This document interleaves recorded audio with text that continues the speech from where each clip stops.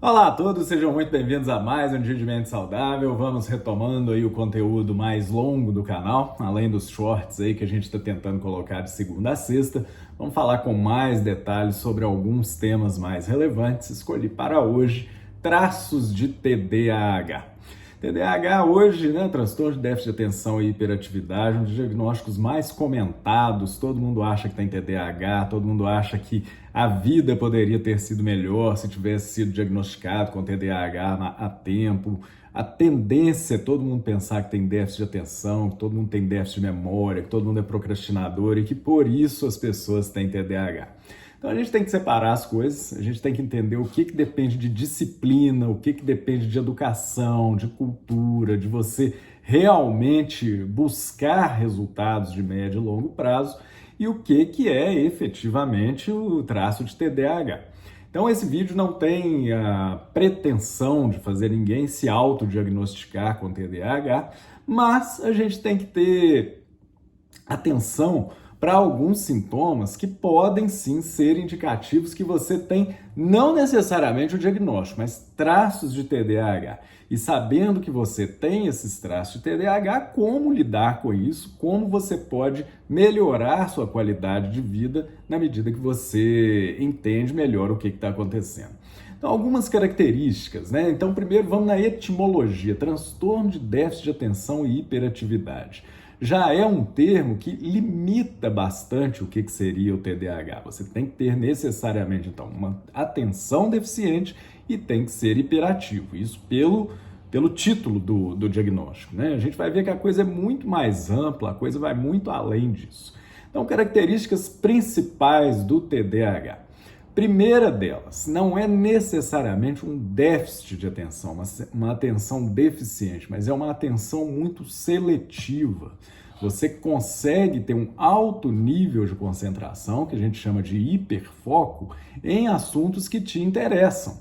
Então, por exemplo, a pessoa se interessa muito por aviação.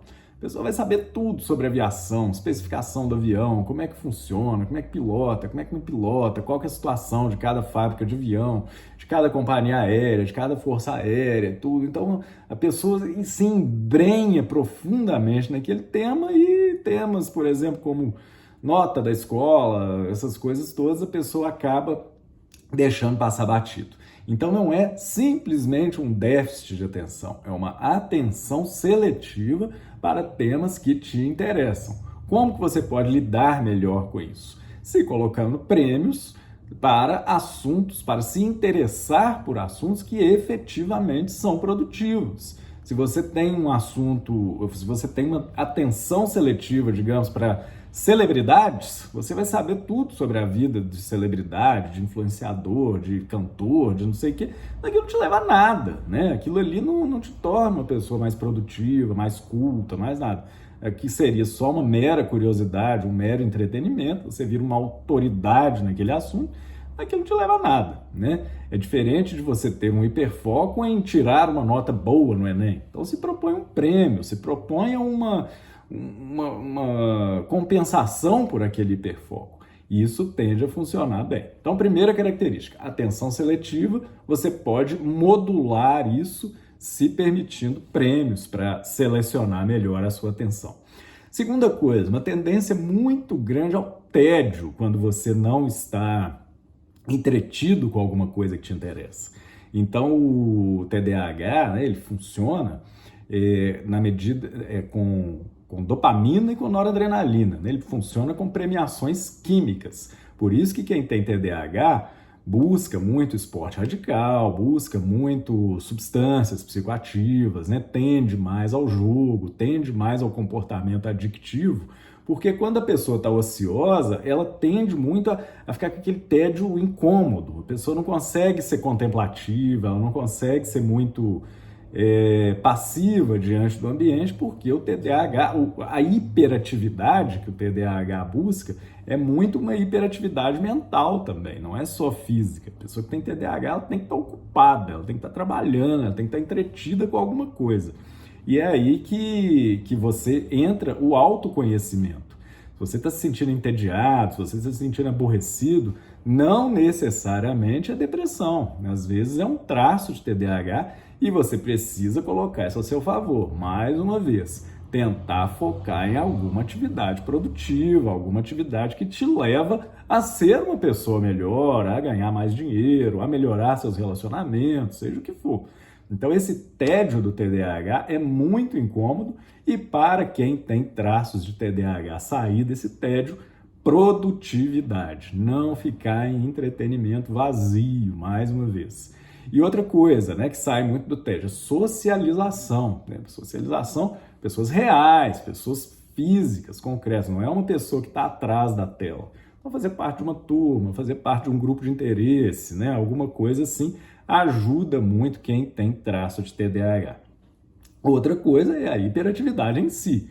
É outra característica do TDAH, por isso que, como a gente falou, o TDAH busca muito, né, esportes radicais, tá sempre ativo, tá sempre aprontando, né, quando é jovem, porque esse tédio, esse incômodo por estar parado é muito aflitivo para quem tem TDAH, então a pessoa tende a ir para a hiperatividade. Então, qual que é o conselho?